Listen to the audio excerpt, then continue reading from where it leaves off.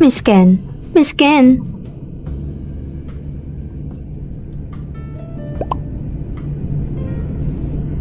Malapit nang lumapag ang eroplano. Halika. Sige, salamat. Mabuti na lang panaginip lang.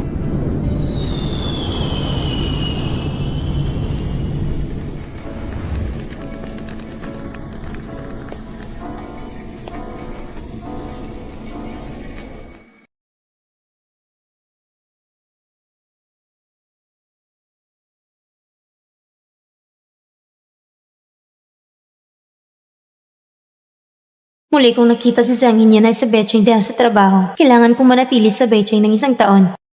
At ang Beijing ay teritoryo niya. Matagal ka bang naghintay? Hindi, kararating ko lang.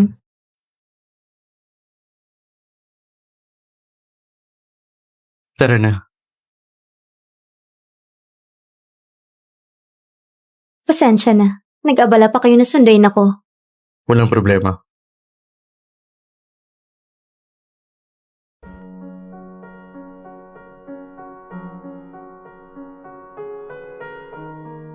Si Zhang Hinyan ay kapatid ng pangalawang asawa ng papa ko. Kung susundin ang test ng kamag-anak, dapat ko siyang tawaging tiyo. Pero ako at siya.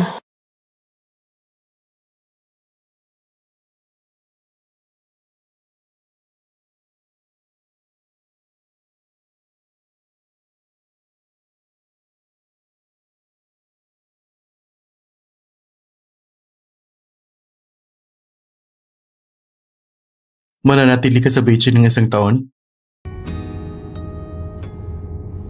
Naayos na ba mo titirhan mo? Sa hotel muna. Pagkatapos, magtatalaga ng dorm ang ospital. May kondo ako sa sentro ng lungsod. Hindi ako madalas umuwi ron. Pwede ka munang tumira dun. Hindi na po kailangan. Ang kondo na yun, malapit sa ospital na pinagtatrabuhuan mo. 10 minutong lakad lang. Talagang pong hindi na. Inayos na ito ng papa mo. Pinag-uusapan niya kung alagaan ka. Paano kung dumating ang girlfriend mo? Hindi po komportable kung doon ako titira. Kanino mo naman narinig yan? Wala. Wala naman akong narinig. Manatili kang panatag. Hindi ito magiging abala. Kung ganon, maraming salamat tito. Kintang, ano ang tinawag mo sa akin? Anong tinawag mo sa akin? Tito, Tito? pinakasalan ng papa ko ang ate mo. Kung susundin ang antas ng kamag-anak, tayo ay... Sa henerasyong ito natin ay magkaugnay. Tama ba? Sa silid sa itaas ka titira. Dumarating paminsan-minsan ang ate para maglinis. Nakasabit sa dingding ang extra susi. Kaya kung may kailangan ka, sabihin mo lang sa akin. Salamat po. Wala naman po akong kailangan. Kung ganun, ayusin mo na lang ng gamit mo. Magpahinga ka ng maaga. Babalik na ako sa unit. Sige. Ingat po kayo.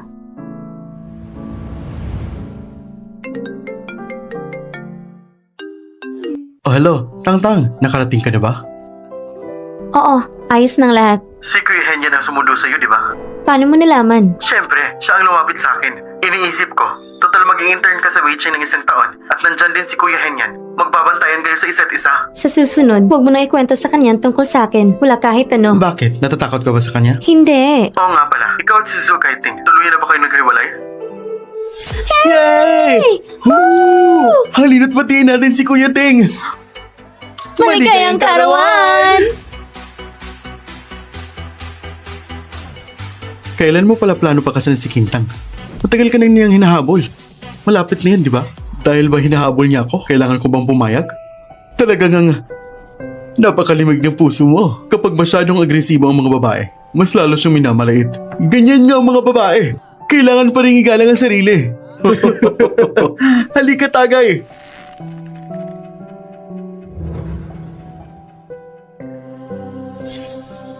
Total kami ni Zhu Kaiting ay tuluyan na naghiwalay. Huwag mo na siyang banggitin sa akin. Ikaw, Nakalimutan ko ang susi ng kotse. yung sinabi ko kanina, narinig ba niya yung sinabi ko? Ang Ang bahay na ito, hindi naman siguro ganun kasamang soundproofing. Kung may mangyari, pwede mo akong tawagan. Naiintindihan ko.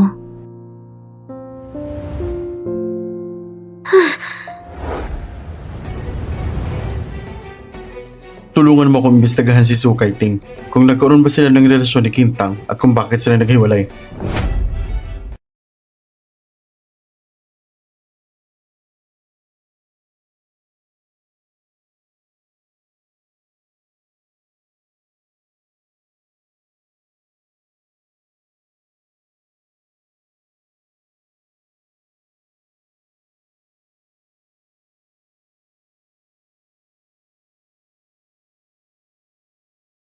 Ang nararamdaman ko para kay Zhangin yan ay magiging lihim ko sa buong buhay ko.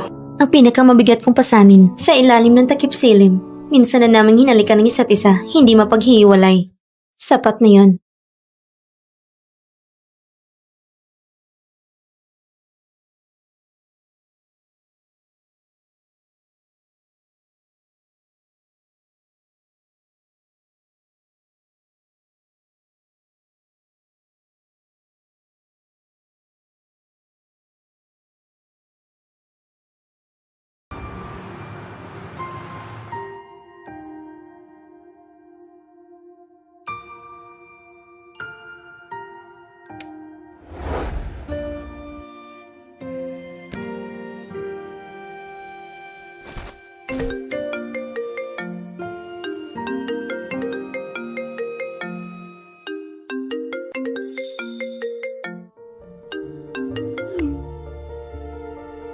Hello, Tito.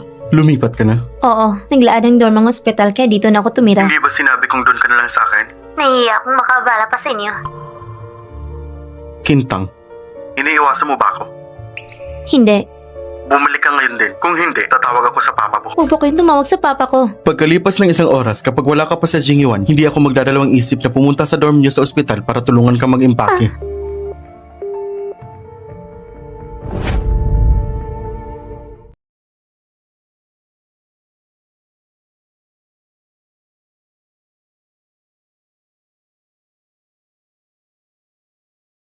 Andito na po ako.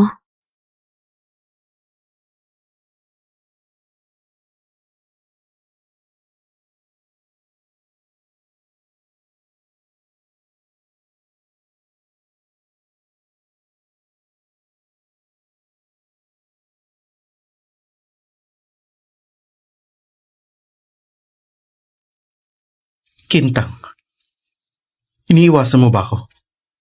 O natatakot ka lang sa akin? Hindi po.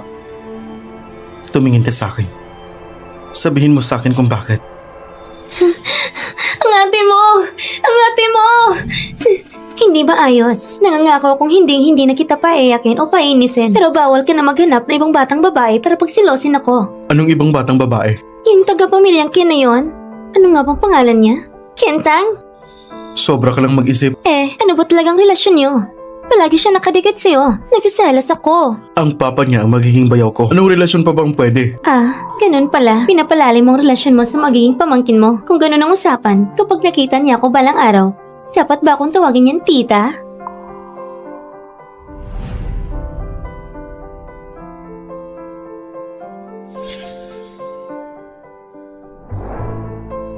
Magsalita ka. Kakamali po kayo ng akala. Hindi ko kayo iniiwasan at hindi rin po ako natatakot sa inyo. Pagod po ako buong araw sa internship. Gusto ko na pong umuwi at magpahinga. Tang-tang, May kailangan pa po ba kayo? hindi ko maintindihan. Dati, sobrang dikit mo sa akin. Tito!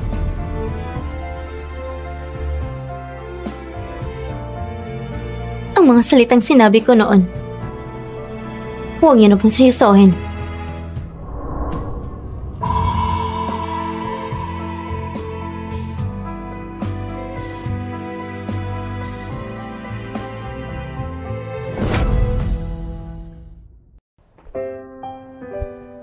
Gising ka na. Kumain ka na ng almusal.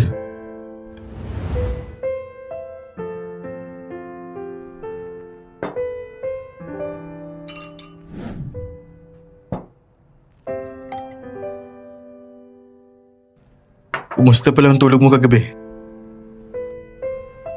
Ayos naman. Lalamig sa mga susunod na araw. Magdala ka ng mas makawal na damit. Huwag kang magkakasakit ha. Salamat, Tito.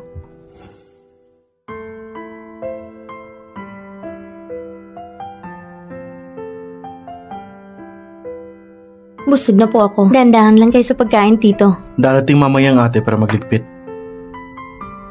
Salamat po, Tito. Mauna na po ako sa ospital. Sandali. Ihahatid na kita. Hindi na po, malapit lang. Mga 10 minuto lang ang layo. May aasikasuhin din ako sa ospital ninyo. Dadaan lang ako. Huwag kang gagalaw.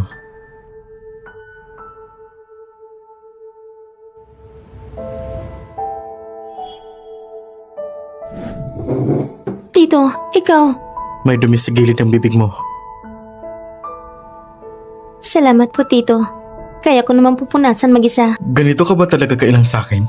Hindi naman. Na nagkaroon ka ng karelasyon at naghihiwalay din. Ang pagpunta mo ba dito sa Beicheng ay para pahilumin ang sugat sa puso mo? Base sa resulta ng pagsusuri, wala namang seryosong problema. Magpahinga ka lang ng mabuti. Huwag masyadong mag-isip. I-relax mo ang sarili mo. Doktor, kaka-break ko lang kamakailan. Hindi maganda ang pakiramdam ko. Sa tingin niyo po ba, posibleng dahil doon kaya ako nagkasakit? Ang psikolohikal na dahilan ay talagang nakaka-apekto ng kalusugan ng katawan. Pero wala namang problema ang mga resulta mo. Kung talaga nag-aalala ka, pwede ka naman magpatingin sa psychological department. Salamat po, Doc.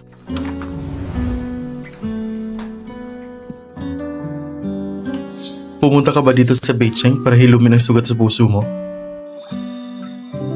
Oo. Tito, may iba pa ba kayong gustong itanong? Ako, hindi ba ako pwedeng makipagrelasyon? Siyempre, pwede naman.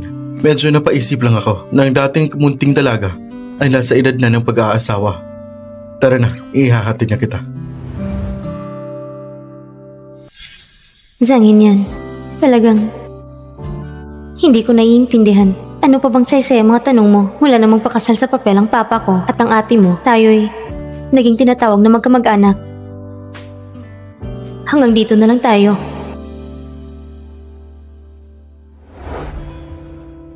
Mauna na kami. Bye-bye. Bye-bye. Quintang! Quintang, ano ba ibig mong sabihin? Anong ibig mong sabihin? Bigla ka pang nawala. Pumunta ka sa Beicheng nang hindi man lang nagsabi sa akin. Tapos blinak mo pa ako. Ano ba talagang ibig mong sabihin? Quintang, pumunta ka sa Beicheng nang hindi man lang nagsabi sa akin. Tapos blinak mo pa ako. Sinabi ko na sa'yo sa WeChat na maghiwalay na tayo. Maayos naman tayo ah. Bakit kailangan pang maghiwalay? Noong birthday mo, narinig kita sa labas ng private room. Nakausap ang mga kaibigan mo. Nagbibiro lang naman ako noon. Isang biro lang yun. Kaya nga magkaibang values natin, hindi tayo bagay. Nagbibiro lang naman ako sa kanila. Bakit mo ba masyadong siniseryoso? Nagkatuwaan lang kami ng mga kaibigan ko. Nung huli, nung kumain ng parents ko kasama ang papa mo, napag-usapan na mag-engage tayo pag graduate mo. Hindi ako magpapakasal sa'yo. Huwag mo na kong hanapin pa. Hindi ba pwedeng maghiwalay tayo ng maayos? Quintang, pwede mo tigilan mo na to? Okay lang ang counting drama ng babae paminsan-minsan. Pero kapag sobra na, nakakaumay na. Wala akong oras makipag-eksena sa'yo. Malinaw na malinaw, sinabi ko. Huwag ka na mag-assume. Pwede ba? Tumigil ka dyan. Ano bang gagawin mo? Sumama ka sa akin. Uwi tayo. Bitawan mo ako! Nasasaktan mo na ako!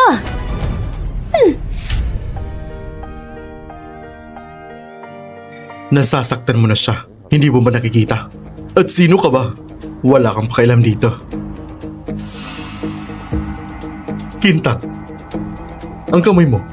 Bigla ka na lang pumunta sa Beicheng. Hindi ka na rin tulad ng dati na napakaamo at sunod-sunuran. Sukaiteng, may sakit ka ba sa ulo? Siya ang... Pinapayagan mo ang sarili mo makipagbalikan sa ex pero bawal kitang-tang na magkaroon ng bagong pagpipilian. Sukaiteng, 26 na taong gulang. Mula sa pagkabinata ay sanay na makipaglaro sa pag-ibig. Noong kayo pa ni Tangtang, kahit panandalian siya nagpakabae, kamakailan ay muling nakipag-ugnayan sa dati mong nobya na si Yan Jinsin. Tama bang sinabi ko? Paano mo na malalaman yan? Sino ka ba talaga? Sino ka ba talaga? Tigilan mo ng panggugulo kay Tangtang. Kung hindi,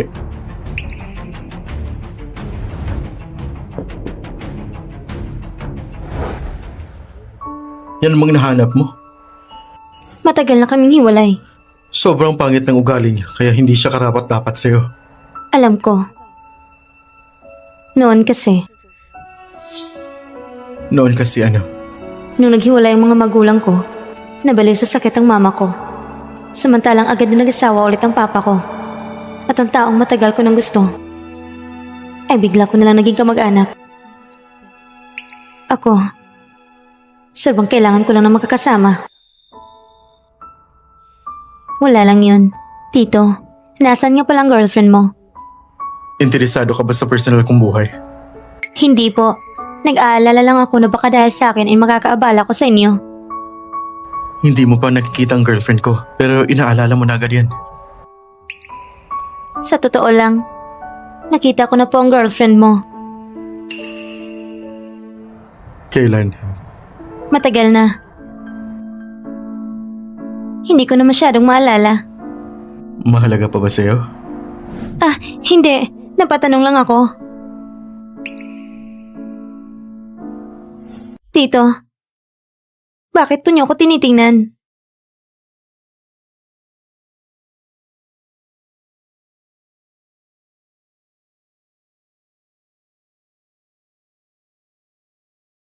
Tito, kayo. Tito.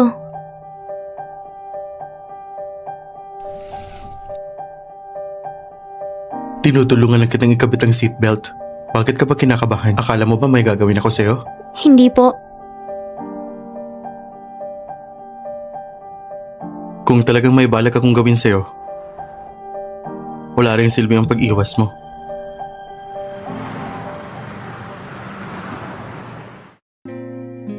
Zhu Kaiting? Ikaw? Blinak mo lahat ng paraan para makontak ka. Kaya nagpa-appointment na lang ako para magkita ka. Akala ko nung huli, malinaw ko na nasabi ang lahat. Noon ay masyado akong padalos-dalos. Masakit ang mga salitang binitawan ko. Tangtang, gusto ko talaga makipag-usap ng maayos sa'yo. Nasa ospital tayo. Nagtatrabaho ako.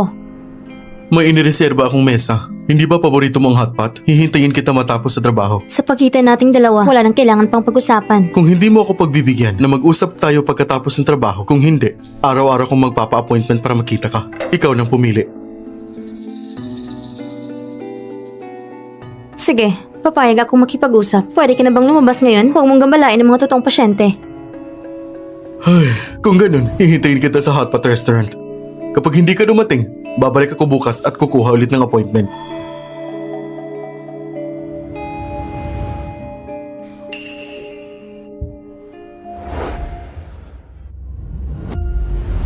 Nandito ka na. Tapos ka na ba sa trabaho? Anong gusto mong kainin mamaya? Ipapagawa ko kay ate. Pakiusap, sabihin niyo kay ate na huwag na siyang magluto para sa akin mamaya. Kakain ako sa labas kasamang kaibigan ko.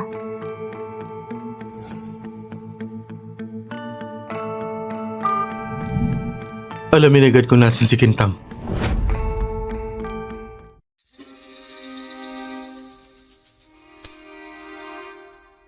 Mag-usap tayo. Seryoso ka ba talaga sa pagkikipaghiwalay? Oo, Dahil lang sa isang biro? para sa akin hindi yun biro. Ayos lang, sagutin mo. Huwag mo nang pansinin. Kintang, sa katapusan ng taon na to, babalik tayo sa Ancheng. Ayusin na natin ang pitsa ng kasal. Paano naman si Jingsen? Anong kinalaman niya rito? Hindi ba natin nakilala ang mga magulang natin? Hindi ba kayo nagkabalikan? Nagbibiro ka ba? Ako at si Jinsin, matagal na kaming tapos. Saan galing ang sinasabi mong balikan? Sa tingin mo maniniwala ko?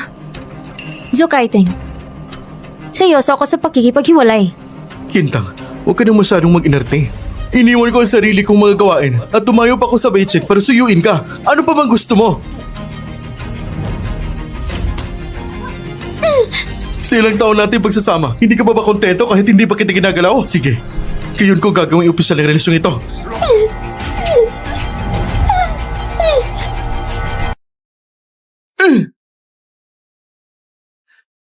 Kuya Hinyan.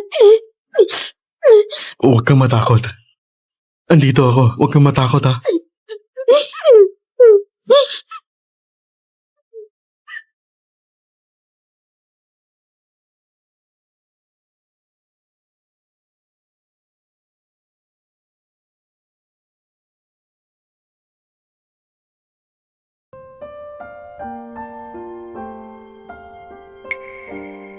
Huwag kang gagalaw.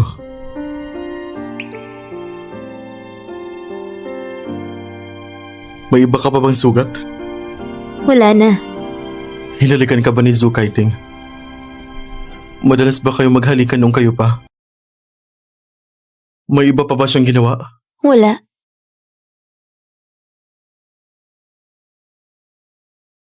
Kintang. May hangganan ng pasensya ko. Talagang wala.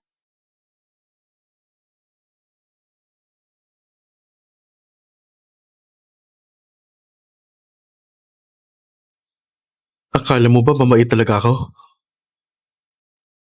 Na kaya kong tiisin ang lahat?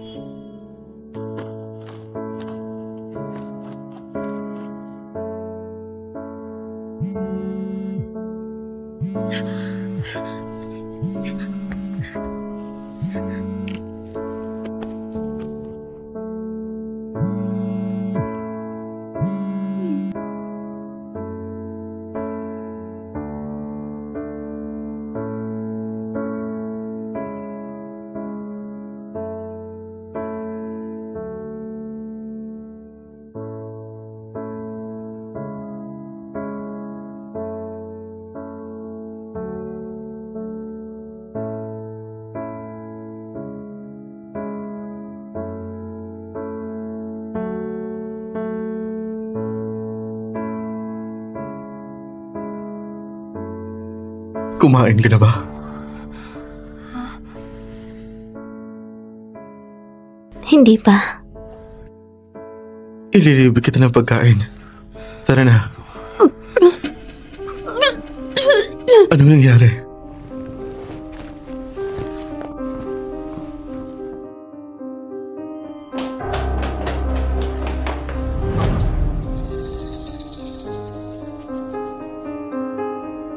May lagnat ka.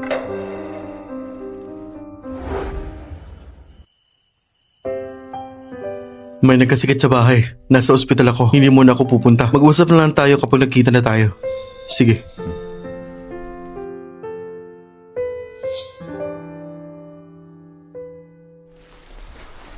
Gising ka na. Kumusta ang pakiramdam mo? Mas okay ka na ba?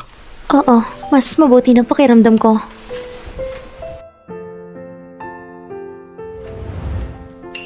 Kintang! Talaga bang ikaw yan? Nakita ko sa listahan ng ward ang pangalan mo. Akala ko may kaparehong pangalan lang. Ikaw, ano nangyari sa'yo? Nagkasakit ka ba? Oo, medyo nilagnat ako.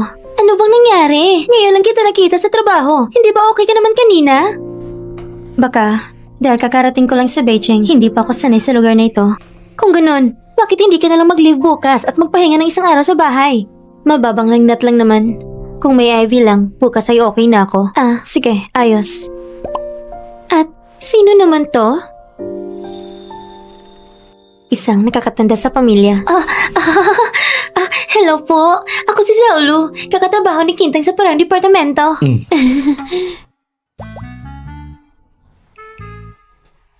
Kung ganun, Kintang, magpahinga ka ng maayos ah. Sabihin mo lang sa akin kapag tapos ng IV. Sige.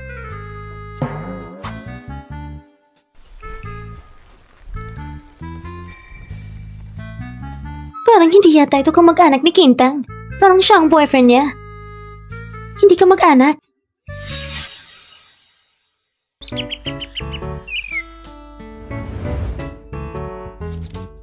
Pinagpaalam na kita sa trabaho. Hindi mo na kailangan pumunta. Pero wala na akong lagnat. Okay nang leave mo. Magpahinga ka na lang dito sa bahay ng isang araw. Halika rito. Ano po bang kailangan niyo? Kailangan pa ba kitang buhatin? Hindi na kailangan. Kintang, pupunta ka ba dito mag-isa o ako pupunta sa'yo? Kung pupunta ako dyan, hindi ko magagarantiya kung sa umaga anong gagawin ko sa'yo.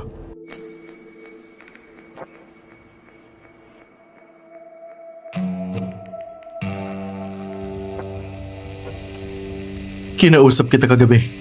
Hindi. Wala naman nangyari.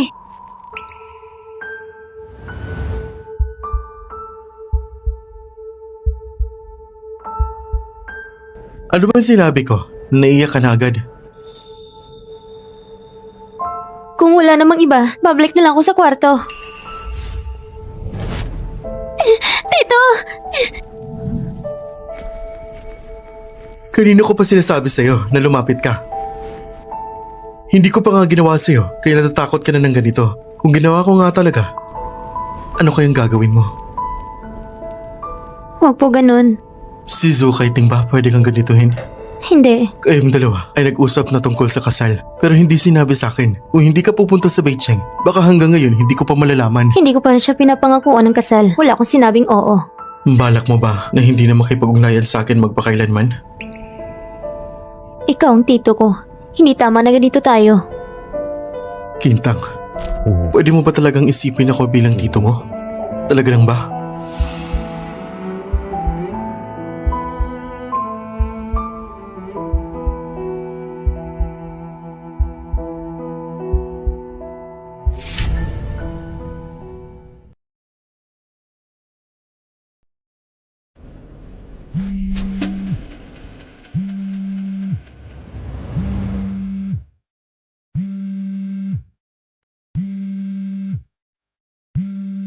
Sa trabaho lang to. Sige, naiintindihan ko. Darating din ako. May biglang task. Kailangan ko nang umalis. Hindi ako babalik sa mga susunod na araw. Magpahinga ka ng maayos. Kung gusto mo ng pagkain, sabihan mo si auntie.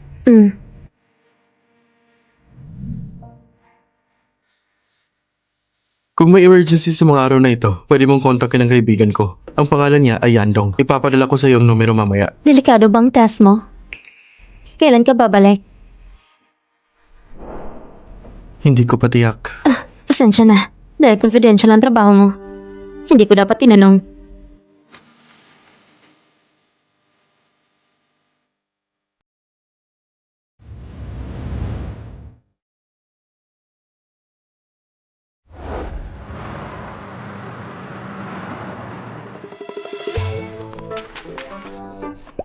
Yung huling kasama mo, bakit hindi ko siya nakita sa ospital itong mga nakaraang araw?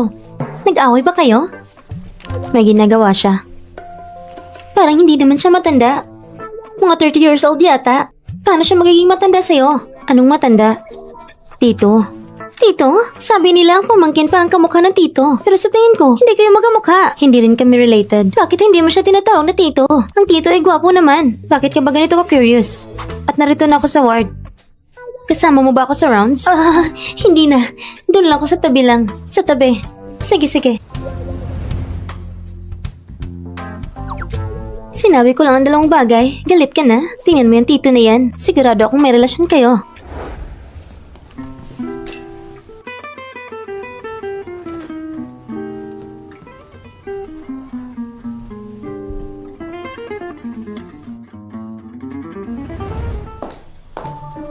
Auntie, gabi na. Hindi mo na kailangan magluto para sa akin.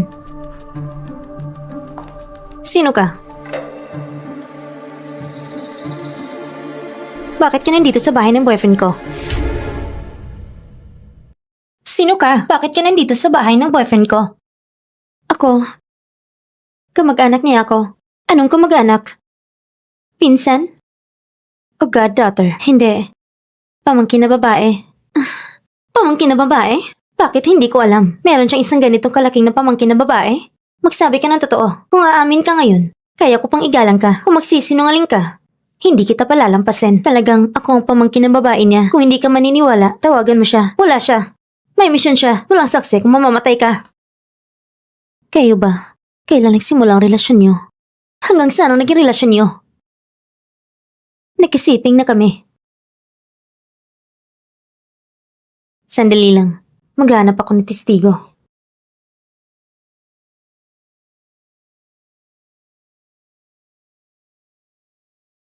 Hello, Mr. Yan. Ako si Kintang. Kailangan ko ang tulong mo. Saan ka pupunta? Matutulog. Pero yun yung kwarto ni Hinian. Sinabi ng tito ko na matutulog ako doon. Nagpapanggap ka ba? Tito pa rin? Akala mo maniniwala ako sa'yo? Sasabihin ko sa'yo, hindi ka pwedeng lumabas kahit saan.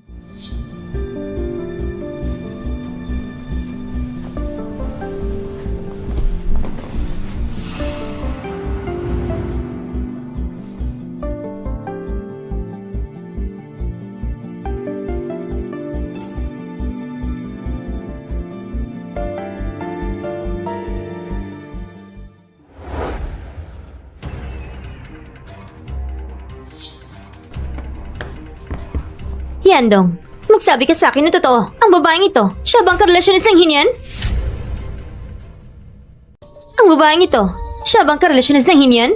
Ang pangalan niya ay Kintang. Siya ang anak ng asawa ng ate ni Hinian. Habang papunta ka dito, naayos na lahat ang paliwanag, di ba? Tawagin mo si Sang Hinian. Gusto kong harapin siya ng personal. Jiangchu, huwag mo na akong storbohin, pwede ba? Ano bang iniistorbo ko? Laging iniwasan ako ni Sang Hinian. Ayaw niya akong makita. Gusto kong linawin kung may iba siyang babae sa likod ko. Ako na naman ba ang may kasalanan? Bakit? Kung magpapatuloy ka, kakausapin ko lang ang kapatid mo. Ngayon din. Si Sang Hinian ay nagtatago ng babae sa bahay. Huwag mo nang gamitin ang kapatid ko bilang pangontra. Ilang beses ko na ba sinabi sa'yo? Talagang siya ang pamangkin ni Hinian. Mahal na mahal ni Hinian ang pamangkin niya yun. Kung may mangyari masama sa kanya, mananagot ka kay Hinian. Huwag mo akong sisihin kung hindi kita nasabihan. At ikaw rin. Maghintay kayo sa akin.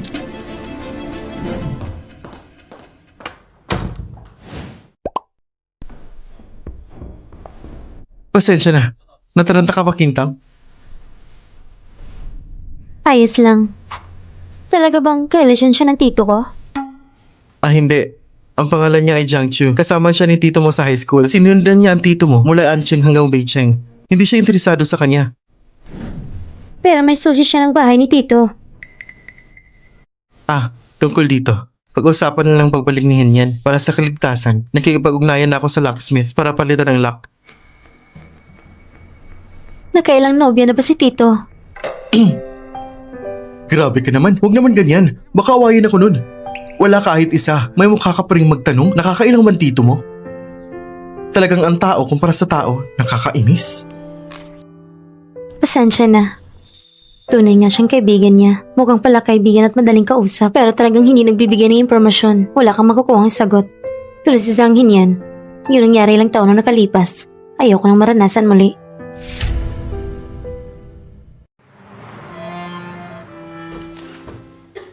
Pagdating mo, sinabi ng director, diretsong pumunta ka sa reception room. Ngayong linggo, sasamahan ka niya sa pagbisita. Sige, pupunta na ako.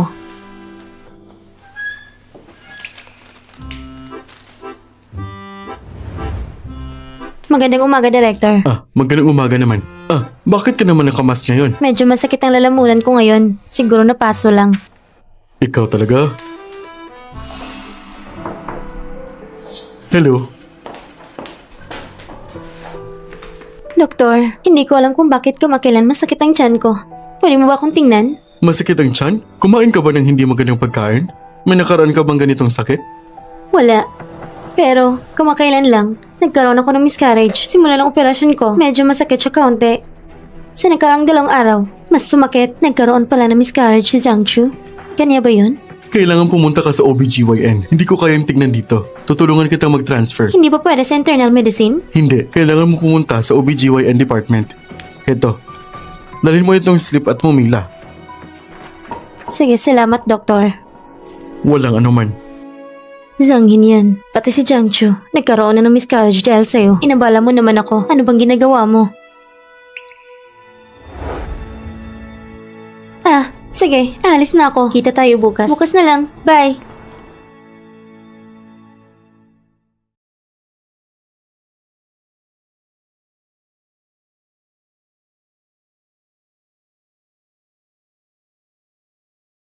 Nakabalik ka na. Sakay na.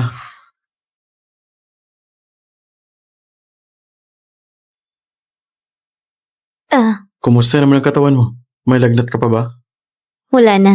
Habang wala ako rito, na-miss mo ba ako?